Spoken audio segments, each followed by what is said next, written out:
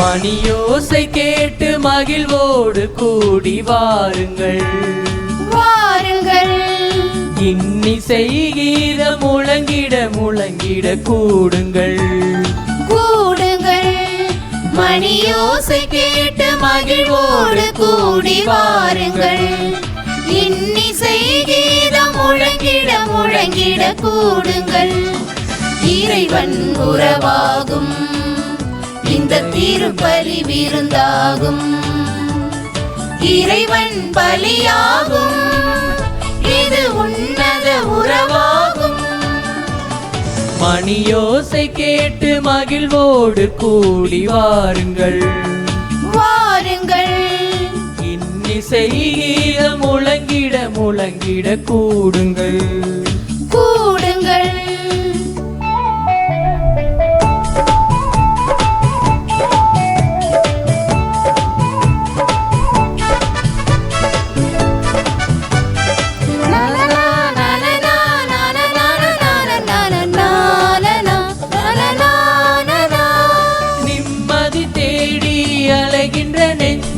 ஆறுதல் தருகின்ற ஆலயம், நிறைவான வாழ்வை இகமதில் வாழ அழைக்கின்ற இயேசுவின் ஆலயம்.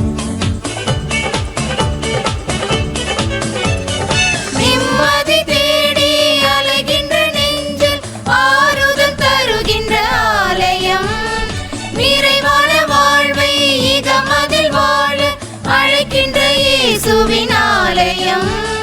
சமத்துவ பலியாகும் இதில் சங்கமம் உருவாகும். சமத்துவ பலியாகும் இதில் சங்கமம் உருவாகும். மணியோசை கேட்டு மகிழ்வோடு கூடி வாருங்கள் வாருங்கள். இன்னிசை கீதம் முழங்கிட முழங்கிட கூடுங்கள் கூடுங்கள். இன்றைய திருப்பலியானது திருவாளர் ஹிருதிநாதனுடைய ஆன்மீலை பாட்டிக்காக அவருடைய குடும்பத்தார் ஒப்புக் கொடுக்கிறார்கள். அருட்தந்தை BK பிரான்சிஸ் அவருடைய ஆன்மீலை பாட்டிக்காக விவியன் குடும்பத்தார் இந்த திருப்பலி ஒப்புக் கொடுக்கிறார்கள். இந்த கருத்துக்களோடு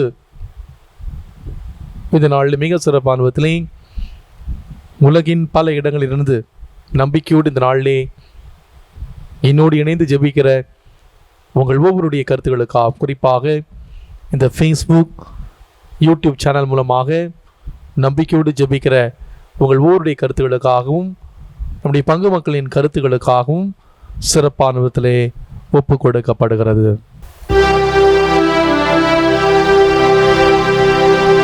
தந்தை மகன் தூய ஆவியாரின் பெயராலே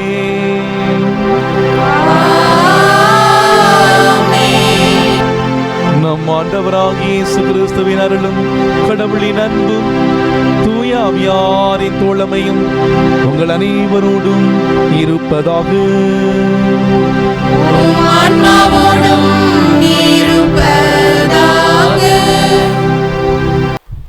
இயேசுவில் அன்புக்குரிய சகோதர சகோதரிகளே, இன்று தாயாம் திரு அவையானது ஆண்டவருடைய தோற்ற மாற்ற பெருவிழாவை மிக சிறப்பாக கொண்டாடுகின்றது. இங்கே இருப்பது நல்லது என்னும் மனநிலையை நாம் விட்டொழித்து இயேசுவை எங்கும் பிரதிபலிக்க இந்த நாள் நமக்கு அழைப்பு விடுகிறது. எந்த ஒரு செயலும் சரியானதா தவறானதா என தீர்மானிக்க 3 காரணிகள் உதவுகிறது. 1, அந்த செயல் நல்லதா. 2, அந்த செயல் போதுமானதா. 3, இப்போது அது தேவைதானா. பல நேரங்களிலே நாம் செய்யக்கூடிய செயல்கள் தவறு என நமக்கு தெரிந்திருந்தும் அவற்றை விட்டொழிக்க நம்மால் முடிவதில்லை. காரணம், இங்கேயே இருப்பது நல்லது என்ற மனநிலைதான். இன்றைய நற்செய்தி வாசகத்திலே இயேசுவின் உருமாற்ற நிகழ்வானது சொல்லப்பட்டுள்ளது. யூத சமூகத்தின் மிகப்பெரிய கதாபாத்திரங்களான எலியாவுடனும் மோசேயுடனும் இயேசு பேசிக் கொண்டிருப்பதையும், இயேசுவின் ஆடை நூற்றுக்கணக்கான ஆலாக்களையும் உஜாலாக்களையும் உள்ளடக்கி சிறந்த ஒரு ஆடையாக தோன்றியதாலும் பேதுரு, ஆண்டவரே, நாம் இங்கே இருப்பது நல்லது என்று சொல்கிறார். எந்த நிலையிலே தங்கியிருத்தல் என்பது நல்லதாக போதுமானதாக இருப்பினும் இப்போது இது தேவையில்லை என்று முடிவெடுத்ததால் இயேசு மலையடி வாரத்திற்கு சென்று அந்த இறையாட்சி பணியை செய்ய அவர் கீழே இறங்குகிறார். இவ்வாறாக நம்முடைய வாழ்வில் நாம் செய்யும் ஒவ்வொரு செயலும் இயேசுவை போல இந்த 3 காரணிகளை, நல்லதா, இப்போது இது தேவைதானா என்று நாம் சீதூக்கி பார்த்து நாம் செயல்படுத்துகிற பொழுது நாம் உண்மையிலேயே கிறிஸ்துவை நாம் பிரதிபலிக்கிறோம். படிக்கிற குழந்தைகள் விளையாடுவது இயற்கை. ஆனால் விளையாட்டு என்னும் நிலையிலே எப்போது நிலைத்திருப்பது என்பது நல்லதும் போதுமானதும் தேவையானதும் இல்லை என்பதை புரிந்து கொண்டு அவர்கள் கஷ்டப்பட்டு படிக்க வேண்டும். அதே போல இளைஞர்கள் குடும்ப எதிர்காலத்திற்காக நண்பர்களுடன் பொழுதை போக்குதல் நிலையிலே நீடிக்காமல் வேலை பார்க்க உழைக்க முன் வர வேண்டும்.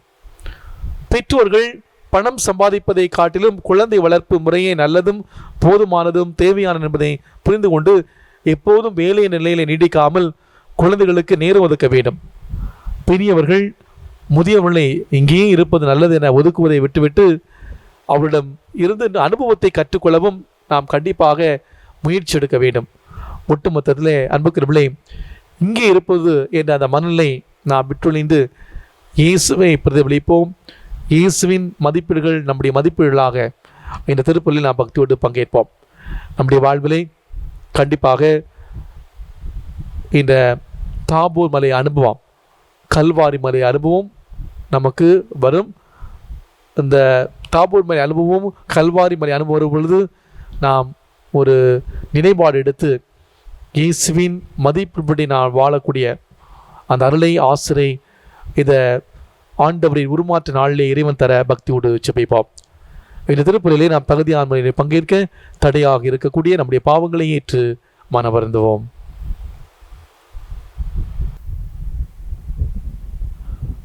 எல்லாமல்ல இறைவனிடமும் சகோதர சகோதரிகளே, உங்களிடமும் நான் பாவி என்று ஏற்றுக்கொள்கிறேன். ஏனெனில் என் சிந்தனையாலும் சொல்லாலும் செயலாலும் கடமையை தவறியதாலும் பாவங்கள் பல செய்தேன். என் பாவமே, என் பாவமே, என் பெரும் பாவமே. ஆகையால் எப்பொழுதும் கன்னியான புனித மரியாவையும் வானதூதர் புனிதர் அனைவரையும் சகோதர சகோதரிகளே உங்களையும் நம் இறைவனாகிய ஆண்டவரிடம் எனக்காக வேண்டிக் கொள்ள மன்றாடுகிறேன். எல்லாமல்ல இறைவன் நம் மீது இரக்க வைத்து நம் பாவங்களை மன்னித்து நம்மை முடிவில்லா வாழ்வுக்கு அழைத்து செல்வாராக. ஆமென்.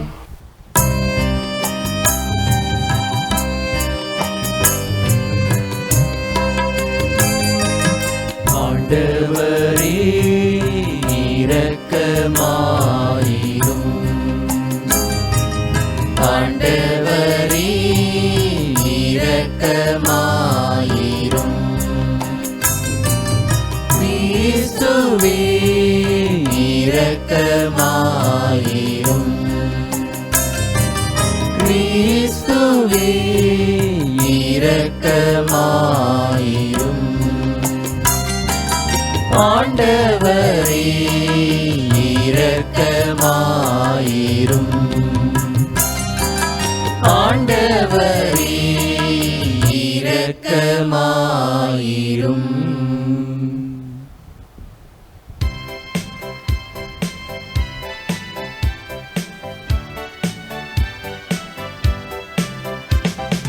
உன்னதங்களிலே கடவுளுக்கு மாட்சி உண்டாகுக. உலகினிலே நல் மனத்தோர்க்கு அமைதி உண்டாகுக. புகழ்கின்றோம் யாம் உம்மையே, வாழ்த்துகின்றோம் இறைவனே. உமக்கு ஆராதனை புரிந்து உம்மை மாட்சிப்படுத்துகின்றோம் யாம். உமது மேலாம் ஆட்சியின் பொருட்டு உமக்கு நன்றி கூறுகின்றோம். ஆண்டவராகிய இறைவனே, இணையில்லாத விண்ணரசே, ஆற்றல் அனைத்தும் கொண்டு இலங்கும் வல்ல தந்தை,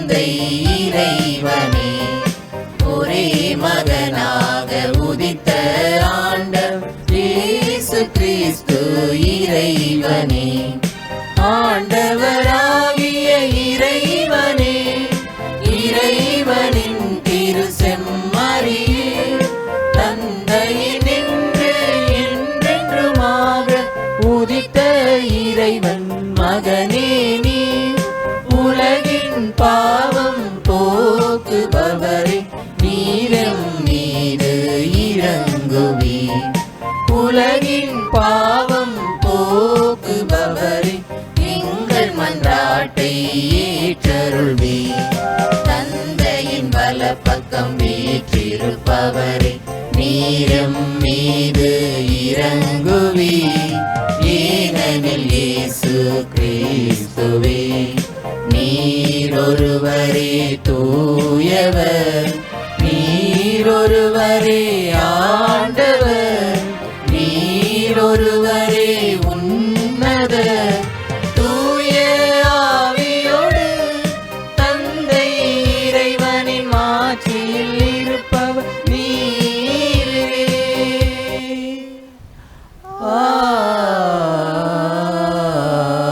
ஆமென். ஜெபிப்போமாக.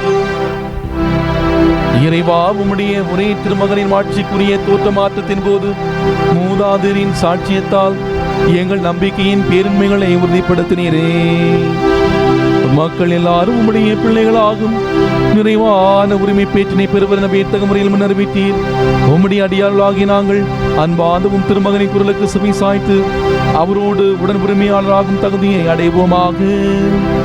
உம்மோடு தூய ஆவியாரின் ஒன்றிப்பில் இறைவனாய் என்றென்றும் வாழ்ந்து ஆட்சி செய்கின்ற எங்கள் ஆண்டவரும் உம் திருமகனுமாக இயேசு கிறிஸ்து வழியாக உம்மை மன்றாடுகின்றோம். முதல் வாசகம். அவருடைய ஆடை வெண்பனி போல இருந்தது. இறைவாக்கினர் தானியேல் நூலிலிருந்து வாசகம். அதிகாரம் 7, இறை வார்த்தைகள் 9 முதல் 10, 13 முதல் 14 முடிய. நான் பார்த்து கொண்டிருக்கையில் அரியணைகள் அமைக்கப்பட்டன. தொன்மை வாய்ந்தவர் அங்கு அமர்ந்தார். அவருடைய ஆடை வெண்பனி போலவும் அவரது தலைமுடி தூய பஞ்சு போலவும் இருந்தன. அவருடைய அரியணை தீக்கொழுந்துகளாயும் அதன் சக்கரங்கள் எரி நெருப்பாயும் இருந்தன. அவர் முன்னிலையில் இருந்து நெருப்பால் ஆன ஓடை தோன்றி பாய்ந்தோடி வந்தது. 10,000 பேர் அவருக்கு பணிபுரிந்தார்கள்.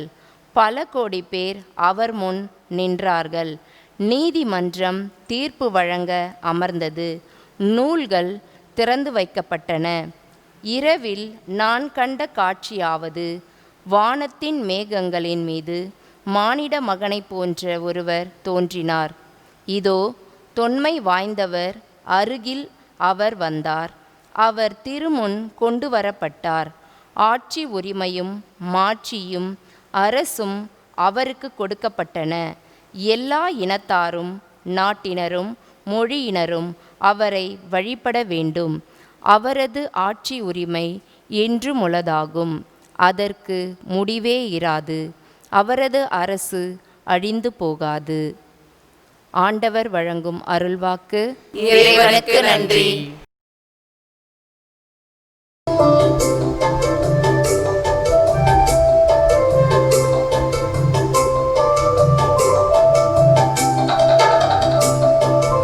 ஆண்டவரை அகமகிழ்ந்து போற்றுங்கள், என்றென்றும் அவர் பெயரை பாடுங்கள். ஆண்டவரை அகமகிழ்ந்து போற்றுங்கள், என்றென்றும் அவர் பெயரை பாடுங்கள். நாம் போற்றவும் புகழவும் தகுதியானவர், நாம் போற்றவும் புகழவும் தகுதியானவர். ஆண்டவரை அகமகிழ்ந்து போற்றுங்கள், என்றென்றும் அவர் பெயரை பாடுங்கள்.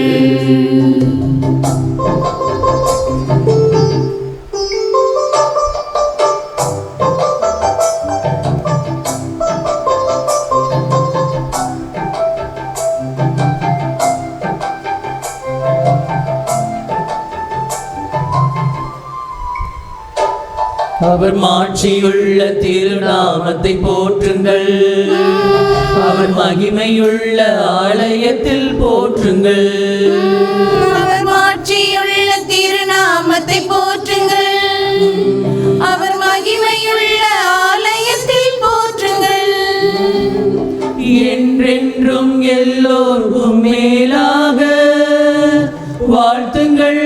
ஆண்டவரை போற்றுங்கள். என்றென்றும் எல்லோருக்கும் மேலாக வாழ்த்துங்கள். ஆண்டவரை போற்றுங்கள். தினம் அவர் அரசின் அரியணை மேல் ஆண்டவரை போற்றுங்கள். படைப்பு அனைத்தும் படைத்த தேவன் புகழை பாடுங்கள். மகிமை மாண்பு கொண்ட தேவன் புகழை பாடுங்கள்.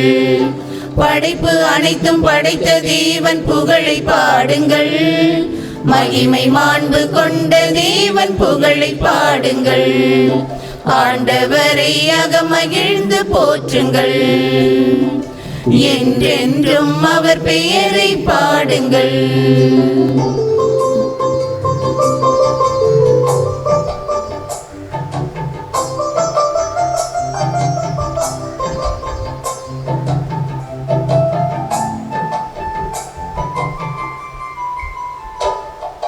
வானும் காற்றும் மலையும் உம்மை வாழ்த்தட்டும். ஆறுகளே குன்றுகளே போற்றட்டும். வானும் காற்றும் மழையும் உம்மை வாழ்த்தட்டும். ஆறுகளே குன்றுகளே போற்றட்டும். ஆண்டவரின் எல்லாவித படைப்புகளே வாழ்த்துங்கள். ஆண்டவரை போற்றுங்கள். ஆண்டவரின் எல்லாவித படைப்புகளே வாழ்த்துங்கள். ஆண்டவரை போற்றுங்கள். தினம் அவர் அரசின் அரியணை மேல் ஆண்டவரை போற்றுங்கள். படைப்பு அனைத்தும் படைத்த தேவன் புகழை பாடுங்கள். மகிமை மாண்பு கொண்ட தேவன் புகழை பாடுங்கள். படைப்பு அனைத்தும் படைத்த தேவன் புகழை பாடுங்கள். மகிமை மாண்பு கொண்ட தேவன் புகழை பாடுங்கள். ஆண்டவரை அகமகிழ்ந்து போற்றுங்கள். என்றென்றும் அவர் பெயரை பாடுங்கள். ஆண்டவரை அகமகிழ்ந்து போற்றுங்கள். என்றென்றும் அவர் பெயரை பாடுங்கள். நாம் போற்றவும் புகழவும் தகுதியானவர். நாம் போற்றவும் புகழவும் தகுதியானவர். ஆண்டவரை அகமகிழ்ந்து போற்றுங்கள். என்றென்றும் அவர் பெயரை பாடுங்கள். இரண்டாம் வாசகம். விண்ணிலிருந்து வந்த இக்குரல் ஒலியை நாங்கள் கேட்டோம். திருத்தூதர் பேதுரு எழுதிய 2ஆம் திருமுகத்திலிருந்து வாசகம். அதிகாரம் 1, இறை வார்த்தைகள் 16 முதல் 19 வரை. சகோதர சகோதரிகளே, நம் ஆண்டவர் இயேசு கிறிஸ்துவின் வல்லமையையும் வருகையையும் பற்றி நாங்கள் உங்களுக்கு தெரிவித்தபோது சூழ்ச்சியாக புனைந்த கதைகளை ஆதாரமாக கொண்டு பேசவில்லை. நாங்கள் அவரது மாண்பை நேரில் கண்டவர்கள். என் அன்பார்ந்த மைந்தர் இவரே, இவர் பொருட்டு நான் பூரிப்படைகிறேன் என்று மாட்சிமை மிகு விண்ணகத்தில் இருந்து அவரை பற்றிய குரல் ஒலித்தபோது தந்தையாகிய கடவுளிடமிருந்தும் மதிப்பும் மாட்சியும் பெற்றார். தூய மலையில் அவரோடு இருந்தபோது விண்ணிலிருந்து வந்த இக்குரல் ஒலியை நாங்கள் கேட்டோம். எனவே இறைவாக்கினர் கூறியது இன்னும் உறுதியாயிற்று. அவர்கள் கூறியதை நீங்கள் கருத்தாய் கொள்வது நல்லது. ஏனெனில் பொழுது புலர்ந்து விடிவெள்ளி உங்கள் இதயங்களில் தோன்றும் வரை அது இருண்ட இடத்திலே ஒளிரும் விளக்கை போன்றது. ஆண்டவர் வழங்கும் அருள்வாக்கு. இறைவனுக்கு நன்றி.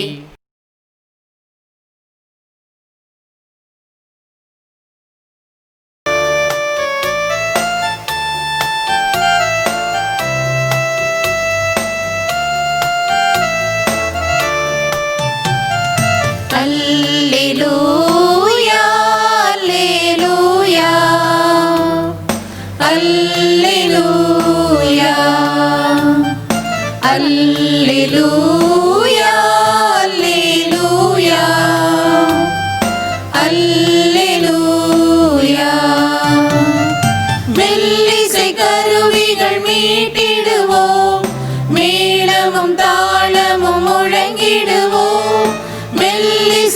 அருவிகள் மீட்டிடுவோம், மேளமும் தாளமும் முழங்கிடுவோம். நல்லவர் ஆண்டவர் என்றுரைப்போம், நாளுமே அவரை போற்றிடுவோம். நல்லவர் ஆண்டவர் என்றுரைப்போம், நாளுமே அவரை போற்றிடுவோம். அல்லேலூயா அல்லேலூயா அல்லேலூயா.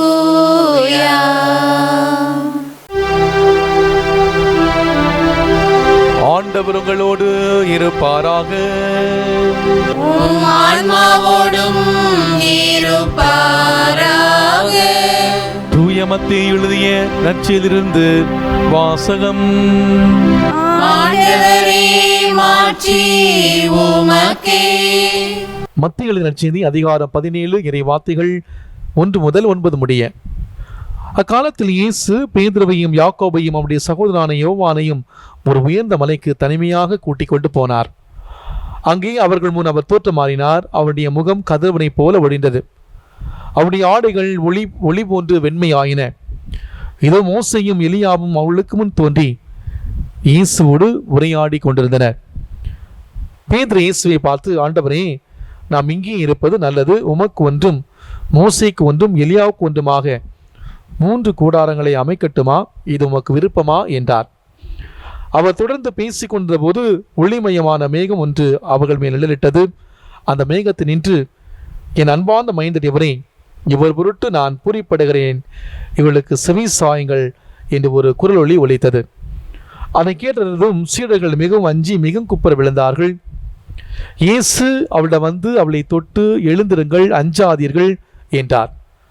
அவர்கள் நிமிர்ந்து பார்த்தபோது இயேசு ஒருவனை தவிர வேறு எவரையும் காணவில்லை.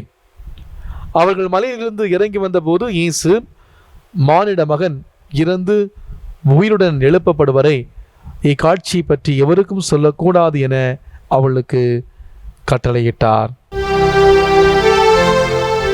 ஆண்டவரின் அருள்வாக்கு. கிறிஸ்துவே உமக்கு புகழ். இங்கே இருப்பது நல்லது என்ற மனநிலையை விட்டொழிப்போம். நம்முடைய வாழ்விலே தாபோர் மலை அனுபவமும் கல்வாரி மலை அனுபவம் வருகிற பொழுது இந்த 2 மலைகளுக்கு இடையே நிதானத்தை கடைபிடித்து இயேசுவின் மதிப்பினுடைய வாழ இந்த நாள் நமக்கு அழைப்பு விடுகிறது.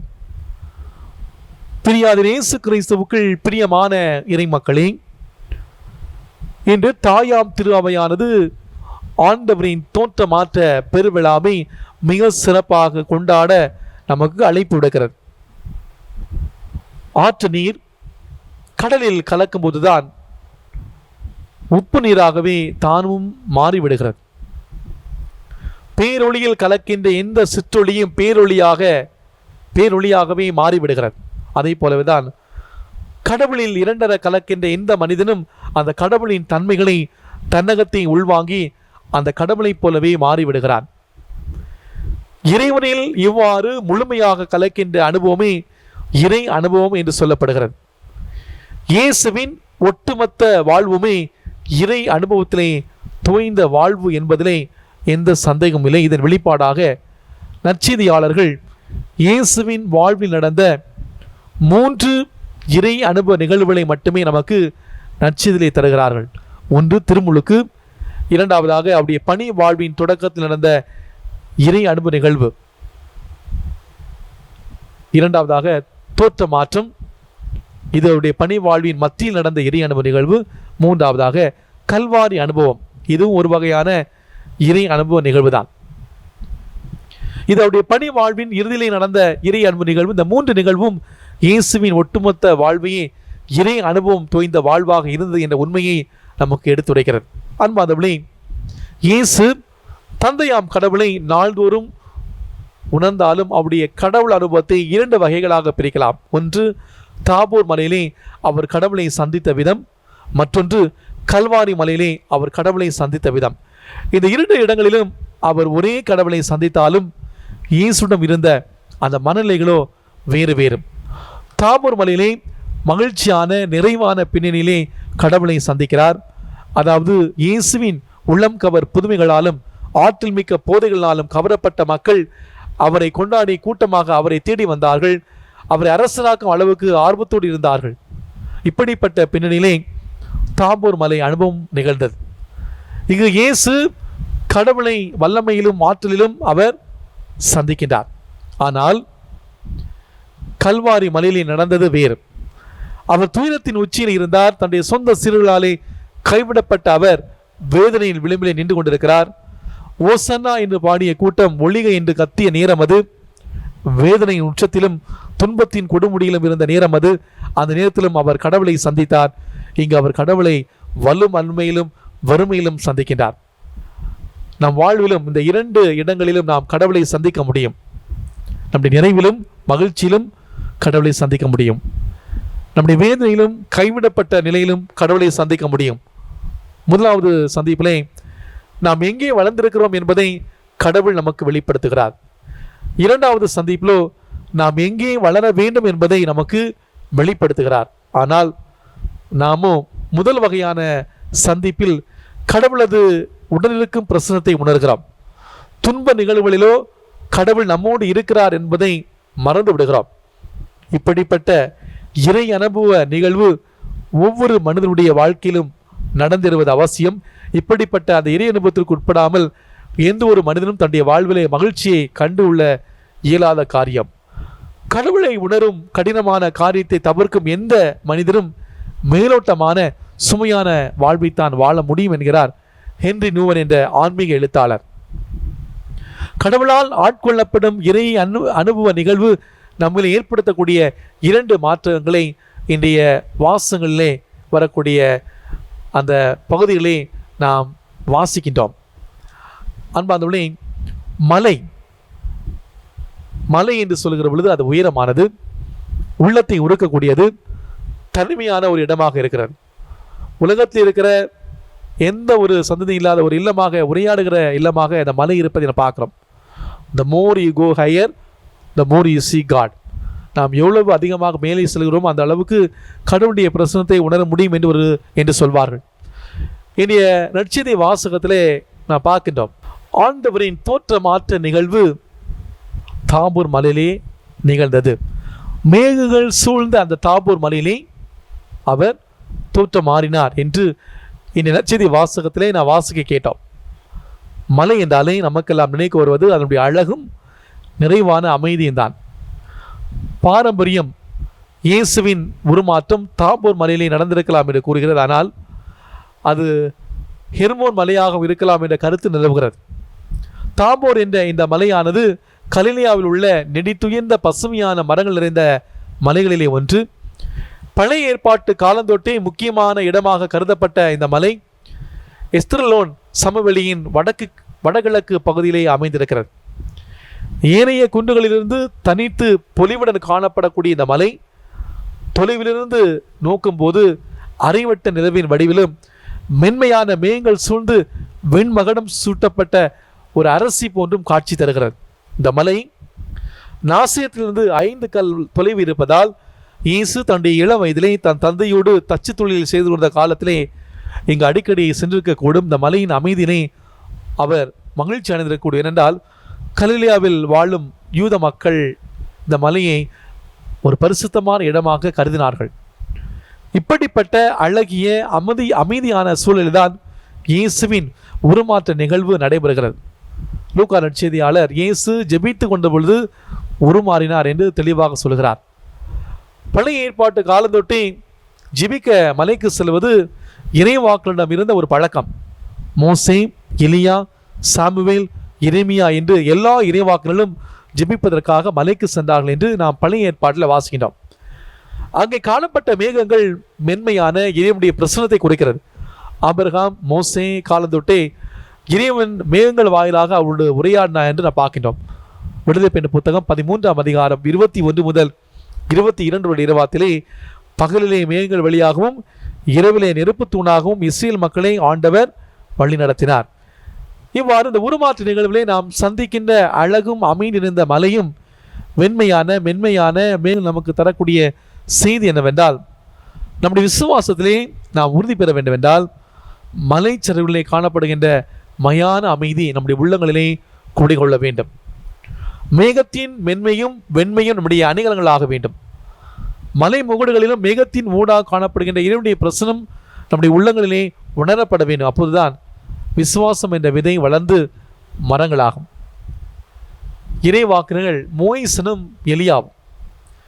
மெசியா தோன்றும் முன் எலியா தோன்றுவார் என்பது அந்த யூதர்களுடைய நம்பிக்கை. இதை பற்றிய இறைவாக்கின மலாக்கியா 4ஆம் அதிகாரம் 5 முதல் 6 உள்ள இறைவாத்திலே சொன்ன அந்த வார்த்தைகள் இந்த இறைவாத்திலே நிறைவடைகிறது. மோயிசன் இறைவனிடமிருந்து சட்டங்களை பெற்றவர். அந்த சட்டங்களின் நிறைவுதான் இயேசு கிறிஸ்து. எனவே இவர்களின் பிரசனம் இயேசு சட்டங்களையும் இறைவாக்களையும் நிறைவேற செய்தவர் என்பதை தெளிவாக்குகிறது. எனவேதான் சட்டங்களின் பிரதிநிதியாக மோசையும் இறைவாக்குகளின் பிரதிநிதியாக எலியாவும் தோன்றுகின்றார்கள். இந்த இறைவாக்குகள் நமக்கு அளிக்கக்கூடிய செய்தி, வாழ்க்கை என்பது ஒரு பயணம். மண்ணுலகளை நாம் துவங்கக்கூடிய இந்த பயணம் மின்னுலகளே முடிவிட வேண்டும். ஆனால் இந்த பயணம் எளிதல்ல. இறைவர் மீது நாம் கொள்ள வேண்டிய விசுவாசமே நாம் கடந்து செல்ல வேண்டிய பாதை. பயணத்திலே நாம் சந்திக்கின்ற பள்ளங்களும் மேடுகளும் நம்மை பக்குவப்படுத்துவதற்காகவே எவ்வாறு மோசேயும் எலியாவும் இயேசுவை பக்குவப்படுத்தி தந்தையின் மீது கொண்டுள்ள முழுமையான நம்பிக்கையிலே பயணம் செய்ய பரிந்துரைத்தார்களோ, அதே போல நம்மையும் அவ்வாறு விசுவாசத்திலே இறைவனுக்கு கையளித்து முழுமையான நம்பிக்கையிலே நடைபெற அழைப்பு விடுக்கின்றார்கள். திருத்தூர்களான பேதுரு, யாக்கோபு, யோவான், இந்த 3 அடுக்கு முறையின் பின்னணியிலே நாம் காணப்படுகின்ற இந்த திருத்தூதர்கள் 4 பேர் கொண்ட 3 குழுக்களில் இவர்கள் முதல் குழுவிலே வருகிறார்கள். அன்பார்ந்தவர்களே, இயேசு தனிப்பட்ட விதத்திலே இவர்களை அன்பு செய்திருக்க கூடும் என்பது நாம் இதன் மூலமாக நமக்கு தெளிவாகிறது. பல முக்கியமான நிகழ்வுகளே இவர்கள் மட்டும் பங்கெடுத்திருப்பது இவர்களுக்கு இன்னும் சிறப்பளிக்கிறது. உதாரணமாக இந்த உருமாற்ற நிகழ்வு, யாயிரின் மகளை உயிர்ப்பித்தல், ஒலிவ தோட்டத்திலே இரத்த வேர் வைத்த போது, இந்த இப்படிப்பட்ட நிகழ்வுகளே இந்த சீடர்கள் தான் இயேசுவோடு இருக்கிறார்கள்.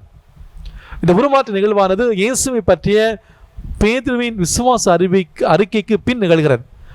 பேதுரு இயேசுவே உண்மையான மெசியா என்று அறிந்திருந்தும் கூட இயேசு தான் எத்தகைய சாவை தேர்ந்து கொள்ளப் போகிறார் என்று கூறுகிற பொழுது, ஆண்டவரே இது உங்களுக்கு நிகழக்கூடாது என்று சொல்கிறார்.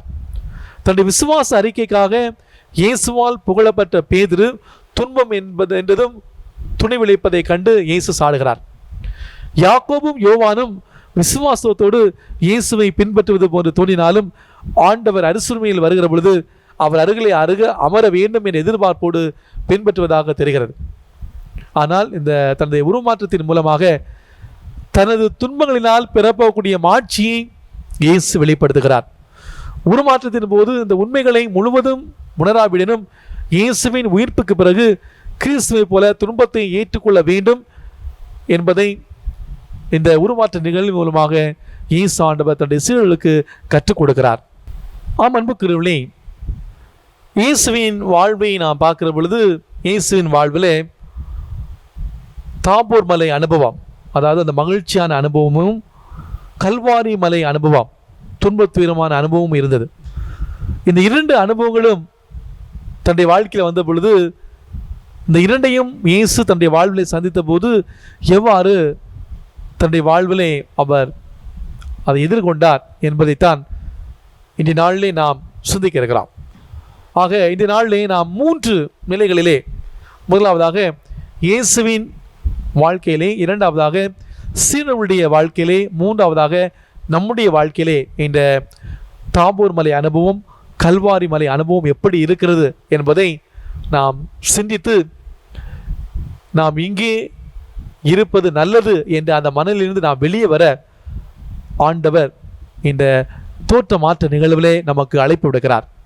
முதலாவதாக இயேசுவின் வாழ்க்கையை நாம் பார்க்கிற பொழுது இயேசுவின் வாழ்க்கையிலே இந்த கல்வாரி மலை அனுபவம் இருந்தது, தாபோர் மலை அனுபவம் இருந்தது பார்க்கிறோம். மார்க் நற்செய்தி 11ஆம் அதிகாரம் 1 முதல் 11 உள்ள இறைவார்த்தையிலே இயேசுவுக்கு தாபோர் மலை அனுபவம், அதாவது மகிழ்ச்சி என்னவென்றால், ஓசன்னா ஓசன்னா, தாவீதின் மகனுக்கு ஓசன்னா, ஆண்டவருடைய பேரால் வருபவர் ஆசி பெற்றவர் என்று பாடுகின்ற அந்த மக்கள் கூட்டத்தின் குரலை கேட்கிறார். மக்களுடைய மகிழ்ச்சி பெருக்கை அவர் கேட்டு உள்ளத்திலே மகிழ்ச்சி அடைவதை பார்க்கிறோம். அதே போல் மார்க் நற்செய்தி 12ஆம் அதிகாரத்தில் நான் பார்க்கணும், எல்லோரும் வந்து காணிக்கை பெட்டியிலே காணிக்கப்படுகிறார்கள். அவர்கள் போடுகிற அந்த காணிக்கை பார்த்து பெருமைப்படுகிறார், மகிழ்ச்சி அடைகிறார். அந்த நேரத்தில் ஒரு பெண்மணி வந்து 2 செப்பு காசுகளை கொண்டு வந்து போடுகிறார். இயேசு இவள் எல்லாரும் விட இவள் அதிகமாக போட்டார் என்று சொல்லி பெருமைப்படுகிறார், மகிழ்ச்சி அடைகிறார். ஏனென்றால் அந்த பெண்மணி போட்டது காசல்ல, மாறாக தன்னையே முற்றிலுமாக தன்னுடைய பிழைப்புக்கு என்று வைத்திருந்த எல்லாவற்றையும், அந்த 2 செப்பு காசையும், அதாவது அடுத்த வேலை சாப்பாட்டுக்கு என்று இருந்த எல்லாவற்றையும் அவர் கொடுத்து விட்டாள் என்று சொல்லி இயேசு ஆண்டவர் மகிழ்ச்சி அடைகிறார். மூன்றாவதாக 100 தலைவனுடைய நம்பிக்கை. லூக்கா நற்செய்தி 7ஆம் அதிகாரம் 1 முதல் 10 உள்ள இறைவார்த்தையிலே 100 தலைவன் இயேசுவை தேடி வருகிறார். என்னுடைய பணியாளன் சாக கிடைக்கிறார்.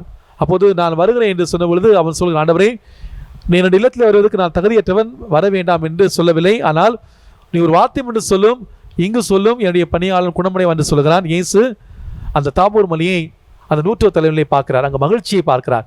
இயேசு என்ன வார்த்தை சொல்கிறார்? இஸ்ரேல் மக்களிடத்திலே நான் இத்தகைய விசுவாசத்தை கண்டதில்லை என்று சொல்கிறார். ஆகவே இயேசுவின் வாழ்க்கையிலே அந்த தாபோர் மலை அனுபவத்தை நான் பார்க்குறோம். அதே போல் இயேசுவின் வாழ்க்கையில் இந்த கல்வாரி மலை அனுபவம் இருந்ததை நான் பார்க்குறோம். மார்க் நற்செய்தி 15ஆம் அதிகாரம் 6 முதல் 15 உள்ள இறைவார்த்தையிலே அந்த மக்களுடைய குரலை கேட்கிறார்.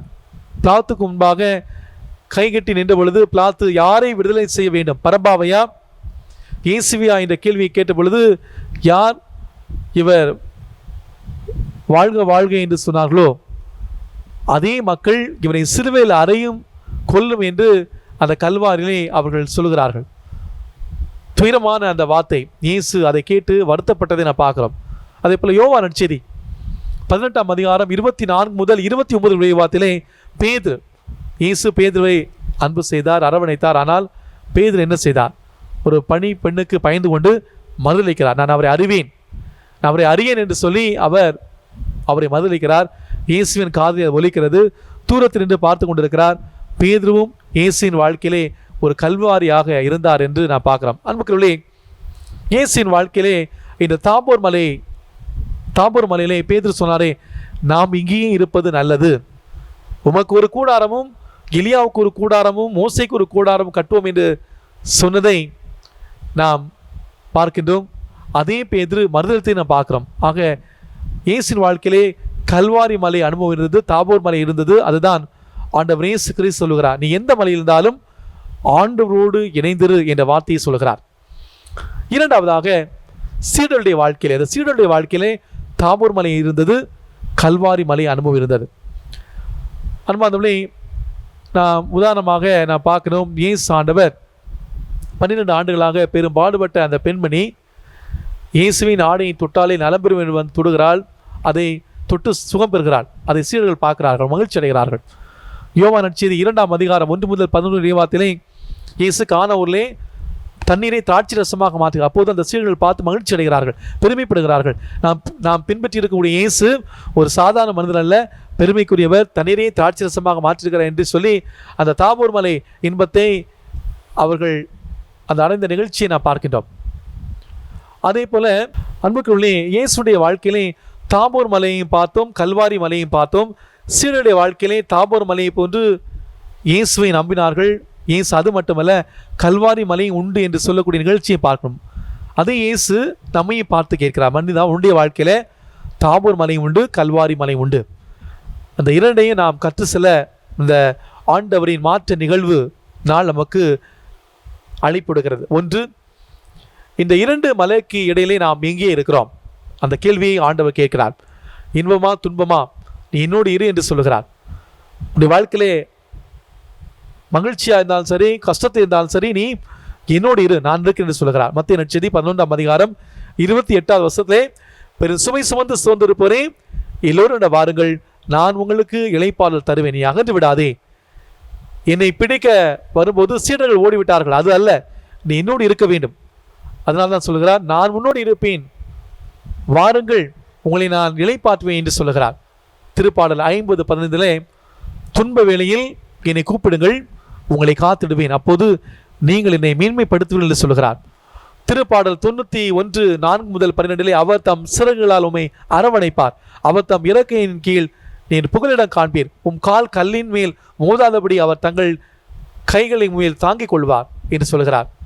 நீ கடலிலே சென்றாலும் கூட, ஆற்றிலே சென்றாலும் கூட உன்னை காப்பாற்றுவதற்கு நான் அங்கே வருவேன், நான் ஒரு படகாக வருவேன் என்று சொல்கிறார். அது மட்டுமல்ல, நீ நெருப்பில் நடக்க நேரிட்டாலும் கூட நான் குளிர் காற்றை வீச செய்வேன் என்று சொல்கிறார். அதுதான் ஆண்டவருடைய அன்பு, அதுதான் ஆண்டவருடைய இரக்கம்.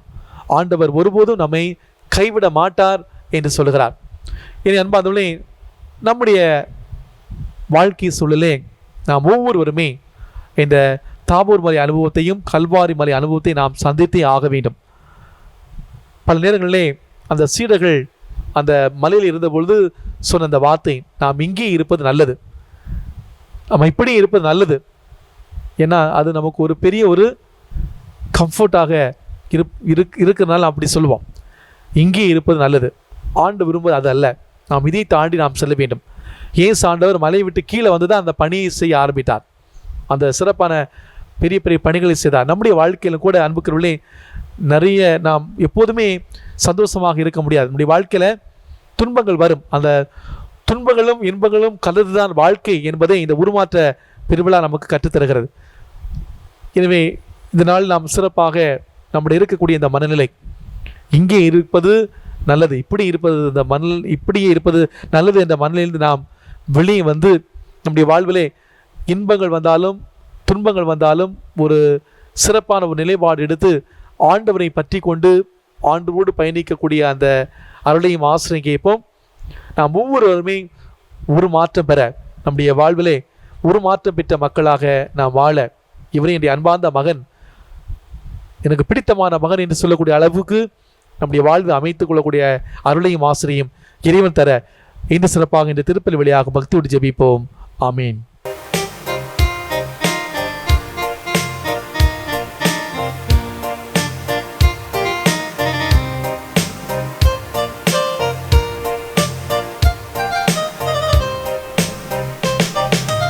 எல்லாம் கொணர்ந்தோம், திருவடி வைத்தோம், ஏற்றிடுவாய் இறைவா, பலியாய் மாற்றிடுவாய் தலைவா. எல்லாம் கொணர்ந்தோம், திருவடி வைத்தோம், ஏற்றிடுவாய் இறைவா, பலியாய் மாற்றிடுவாய் தலைவா.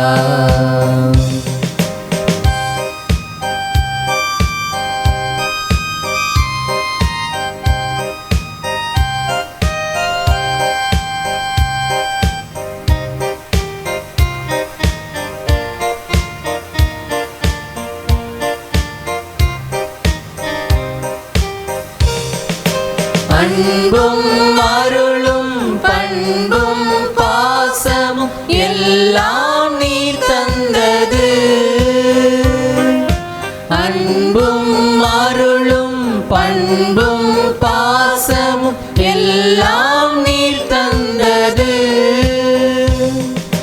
வாழ்வும் வளமும் வளர்ச்சியும் தளர்ச்சியும் மகிழ்வுடன் நீ தந்தது.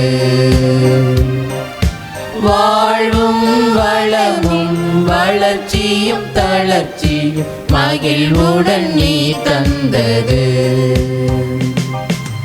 எல்லாம் கொணர்ந்தோம், திருவடி வைத்தோம், ஏற்றிடுவாய் இறைவா, பலியாய் மாற்றிடுவாய் தலைவா. சகோதர சகோதரிகளே, என்னுடையதும் உங்களுடையதுமான இந்த பலி எல்லாமுள்ள தந்தையாகிய இறைவனுக்கு ஏற்றதாகும்படி ஜெபியுங்கள். ஆண்டவர் தமது பேரின் புகழ்ச்சிக்காகவும் மாட்சிக்காகவும் நமது நன்மைக்காகவும் புனித திரு அவை அனைத்து நலன்களுக்காகவும் உமது கையிலிருந்து இப்பலியை ஏற்றுக்கொள்வாராக. ஆண்டவரே, ஒவ்வொரு திருமகனின் மாட்சிக்குரிய தோற்றமாற்ற விழாவில் நாங்கள் ஒப்புக் கொடுக்கும் காணிக்கைகளை புனிதப்படுத்தவுமே வேண்டுகின்றோம். அவருடைய மாட்சியால் பேரொழியால் பாவ மாசுகளிலிருந்து எங்களை தூய்மைப்படுத்துவீராக. எங்கள் ஆண்டவராகிய கிறிஸ்து வழியாகவுமே மன்றாடுகின்றோம்.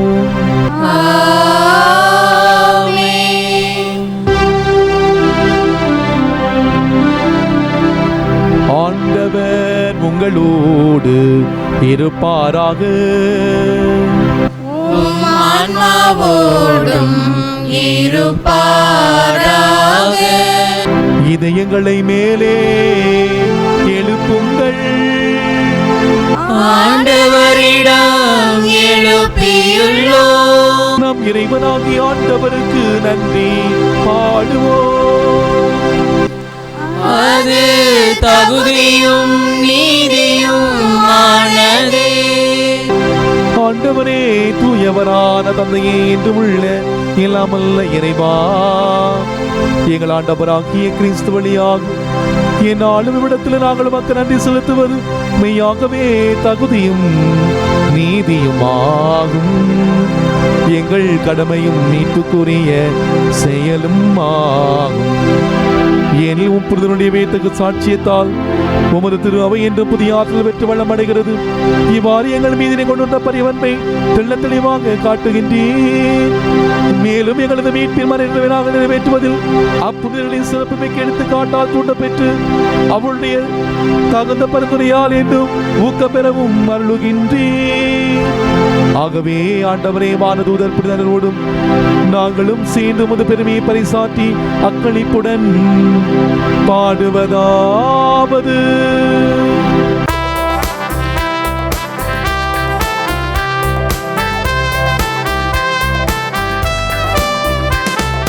தூயவர் தூயவர் தூயவர், வான்படைகளின் கடவுளாம் ஆண்டவர்.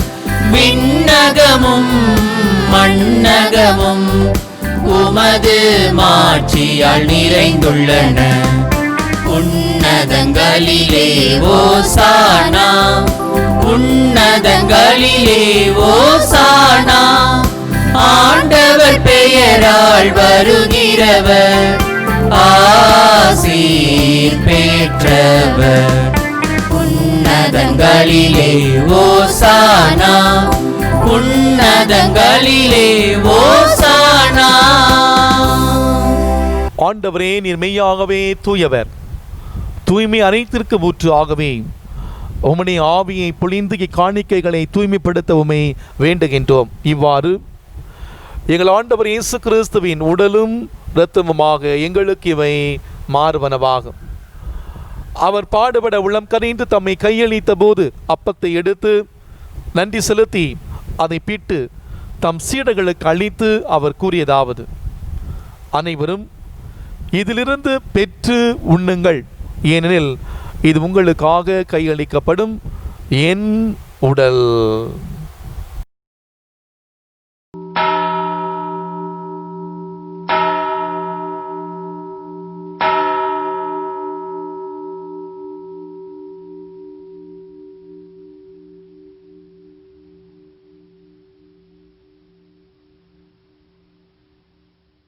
அவனமே இரவிருதி அருந்திய மீன் கிண்ணத்தையும் எடுத்து மீண்டும் மக்கள் நன்றி கூறி தம் சீடர்களுக்கு அளித்து அவர் கூறியதாவது: அனைவரும் இதிலிருந்து பெற்று பருகுங்கள், ஏனெனில் இது புதிய நிலையான உடன்படிக்கைக்குரிய என் இரத்தத்தின் கிண்ணம். இது பாவ மன்னிப்புக்கென்று உங்களுக்காகவும் பலருக்காகவும் சிந்தப்படும். இதை என் நினைவாக செய்யுங்கள்.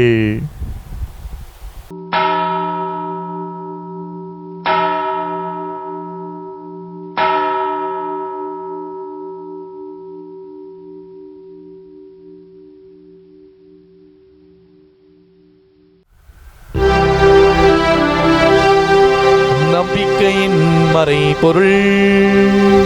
ஆண்டவரே, நீர் வருமளவும் உமது இறப்பினை அறிக்கையிடுகின்றோம், உமது உயிர்ப்பினையும் எடுத்துரைக்கின்றோம். ஆகவே ஆண்டவரே, நாங்கள் கிறிஸ்துவின் இறப்பினை உயிர்ப்பினை நினைகூர்ந்து வாழ்வு தரும் அப்பத்தை மீட்பளிக்கும் கிண்ணத்தை முக்குப்பு கொடுக்கின்றோம்.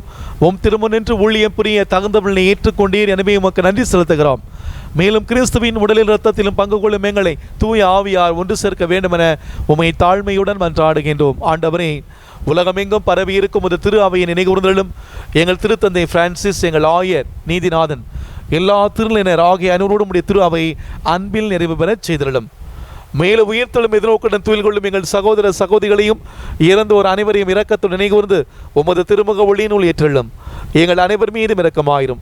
கடவுளின் கன்னித்தாயான தூய மரியா, அவருடைய கணவரான புனித யோசேப்பு, புனித திருத்தூதர்கள், இவ்வுலகில் முக்கவந்தவராய் இருந்த ஆகிய புனிதர்கள் அனைவருடனும் நாங்கள் நிலை வாழ்வில் பங்கு கொள்ளும் தகுதி பெற்று உம் திருமகன் இயேசு கிறிஸ்து வழியாக உம்மை புகழ்ந்தேத்தும் வரமருள உம்மை மன்றாடுகின்றோம்.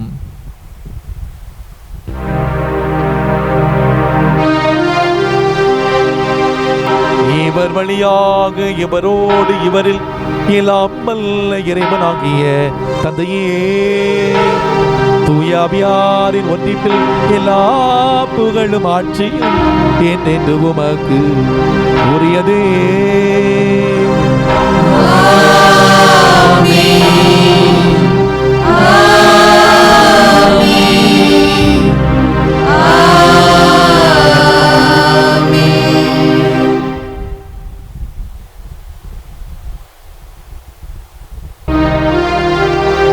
மீட்பரின் கட்டளையால் கற்பிக்கப்பட்டு இறை படிப்பினையால் பயிற்சி பெற்ற நாம் துணிந்து பாடுவோம். உலகில் இருக்கிற எங்கள் தந்தையே, உமது பெயர் தூயது என போற்றப் பெறுக. உமது ஆட்சி வருக.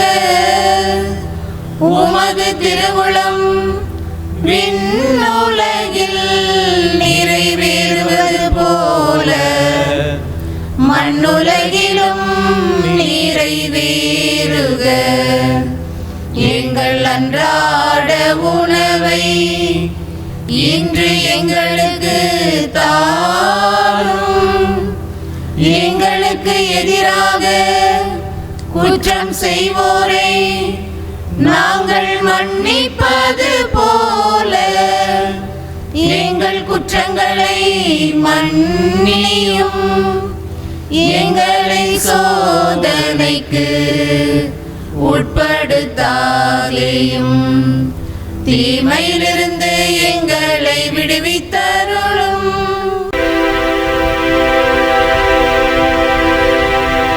ஆண்டவரே, தீமை அனைத்திலிருந்து எங்களை விடுவித்து எங்கள் வாழ்நாளில் அமைதியை கனிவுணரலுமே மன்றாடுகின்றோம்.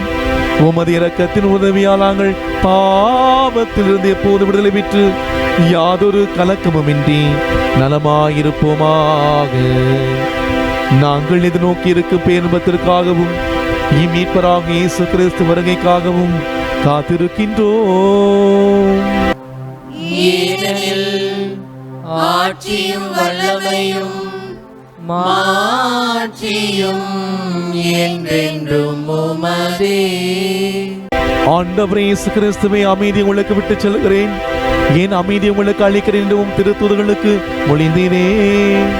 எங்கள் பாவங்களை பாராமல் உமது திருவை நம்பிக்கை கண்ணோக்கி உமது திருமணத்திற்கு ஏற்ப அதற்கு அமைதி ஒற்றுமை அளித்திருவீராக. என்றென்று வாழ்ந்த ஆட்சி செய்கின்றவர் நீரே.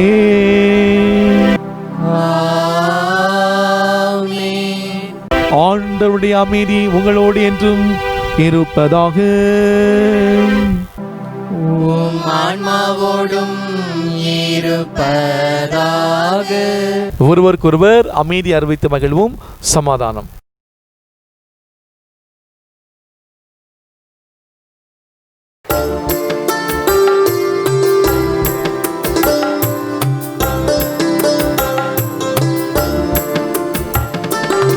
உலகின் பாவம் போக்கும் இறைவனின் செம்மறியே,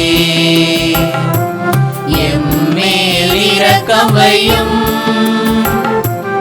உலகின் பாவம் போக்கும் இறைவனின் செம்மறியே, எம்மேல் இரக்கம் வையும். உலகின் பாவம் போக்கும் இறைவனின் செம்மறியே, எமக்கு அமைதி அருளும், எமக்கு அமைதி அருளும். நானே வானின்று இறங்கி வந்த வாழ்வு தரும் உணவு, என்னை உண்பவர் என்றுமே வாழ்வார் என்று சொன்ன நம் ஆண்டவர் இயேசு கிறிஸ்து இவரே. இவரே இறைவனின் செம்மறி, உலகின் பாவங்களை போக்குகின்றவர். செம்மறியின் விருந்துக்கு அழைக்கப்பெற்றோர் பேர் பெற்றோர். ஆண்டவரே, நீர் என் உள்ளத்தில் எழுந்தருளி வர நான் தகுதியற்றவள். ஆனால் ஒரு வார்த்தை மட்டும் சொல்லி அருளும், எனது ஆன்மா நலமடையும். கிறிஸ்துவின் திருவிடலும் திருத்தமும் நம்முடைய காத்திருந்த நிலை வாழ்வுக்கு அழைத்து செல்வதாக. ஆமென்.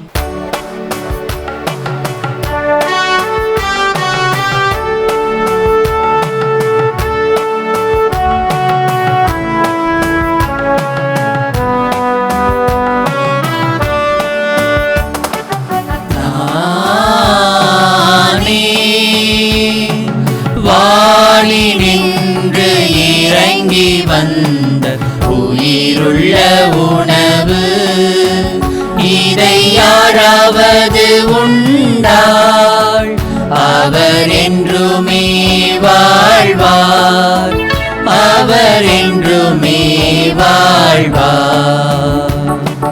நானே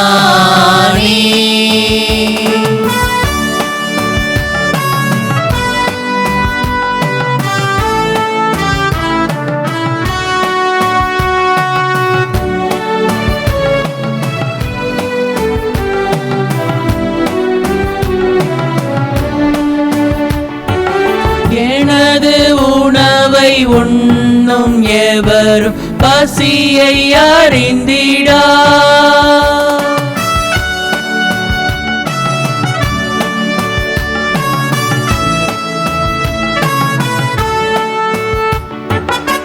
எனது உணவை உண்ணும் எவர் பசியை அறிந்திடா.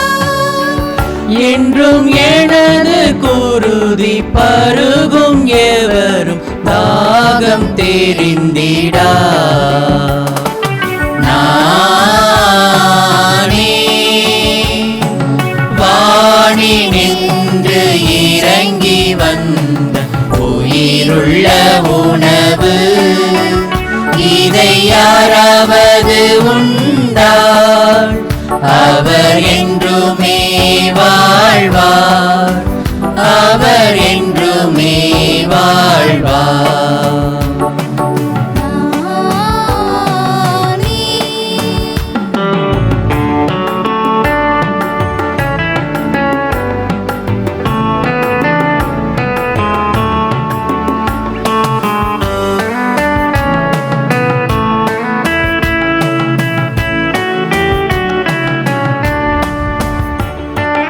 அழிந்து போகும் உணவிற்காக உழைத்திட வேண்டாம்.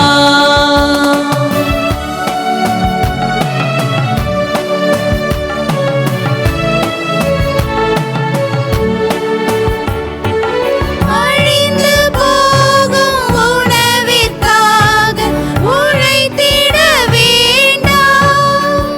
என்றும் அழிந்திடாத வாழ்வு கொடுக்கும் உணவிற்கே உழைப்பீ. நானே வாணி நின்று இறங்கி வந்த உயிருள்ள உணவு, இதை யாராவது உண்டாள் அவர் என்றுமே வாழ்வார், அவர் என்றுமே வாழ்வார்.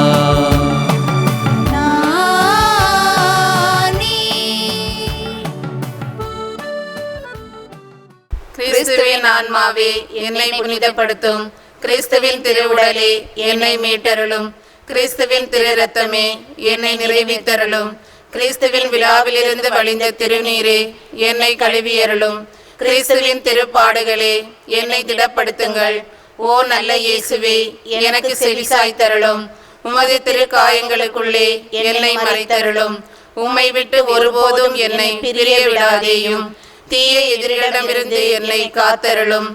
என் மரண நேரத்தில் நீர் என்னை அழைத்து உம்முடைய புனிதர்களோடு எக்காலமும் உம்மை புகழ எனக்கு வரமருளும். ஆமென். கிறிஸ்து தோன்றும் போது நாமும் அவரை போல இருப்போம், ஏனெனில் அவர் இருப்பது போல நாம் அவரை காண்போம். நன்றி கூறி மன்றாடுவோமாக. ஆண்டவரே, உம் திருமகனின் பேரொழியை அவருடைய மாட்சிக்குரிய தோற்றமாற்றத்தால் வெளிப்படுத்த திருவிழமானீரே. நாங்கள் உட்கொண்ட விண்ணக உணவு அவரது சாயலாக எங்களை மாற்றிடல் புரிவீராக.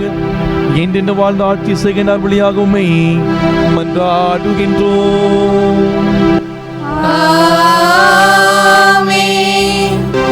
ஆண்டவர் உங்களோடு இருப்பாராக. ஆன்மாவோடும் இருப்பாராக. எல்லாம் வல்ல இறைவன் தந்தை, மகன், தூய ஆவியார் நமக்கு ஆசீர் வழங்குவாராக. சென்று வாழுங்கள், வாழ்க்கை பலி தொடர்கின்றது. இறைவனுக்கு நன்றி.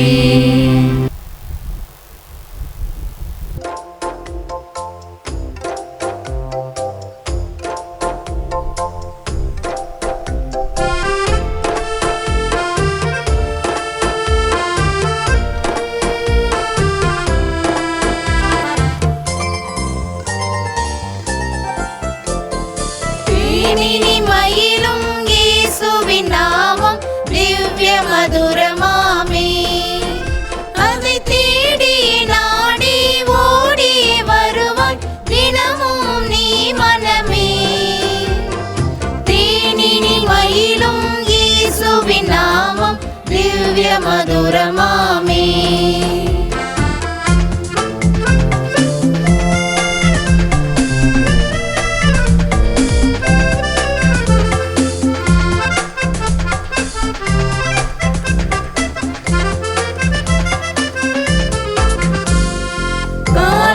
பனி போல் மாயமாய் உலகம் பாயமாய் நீங்கிவிடும். என்றும் கர்த்தரின் பாதம் நிச்சயம் நம்பு, கருத்தாய் நீ மனமே. தேனினி மயிலும் இயேசுவின் நாமம் திவ்ய மதுரமாமே.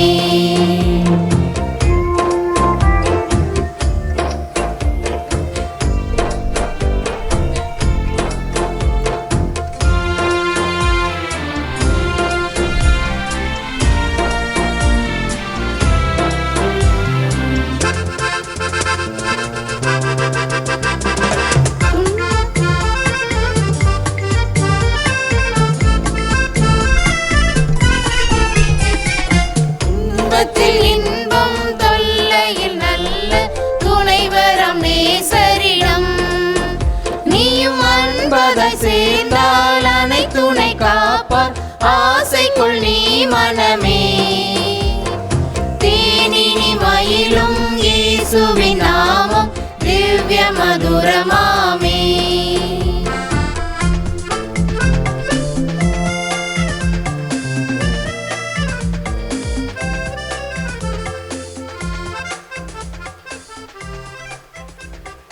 நம் திருத்தந்தையின் கருத்துக்களுக்காகவும் நம் பங்கு தந்தையின் உடல் உள்ள ஆன்ம நலன்களுக்காகவும் நம் பங்கின் வளர்ச்சிக்காகவும் மிக முக்கியமாக கொரோனா நோயால் பாதிக்கப்பட்ட அனைத்து மக்களுக்காகவும் சிறப்பாக ஜெபிப்போம். விண்ணுலகில் இருக்கிற எங்கள் தந்தையே, உமது பெயர் தூயது என போற்ற பெறுக. உமது ஆட்சி வருக. உமது திருவுளம் விண்ணுலகில் நிறைவேறுவது போல மண்ணுலகிலும் நிறைவேறுக. எங்கள் அன்றாட உணவை இன்று எங்களுக்கு தாரும். எங்களுக்கு எதிராக குற்றம் செய்வோரை நாங்கள் மன்னிப்பது போல எங்கள் குற்றங்களை மன்னியும்.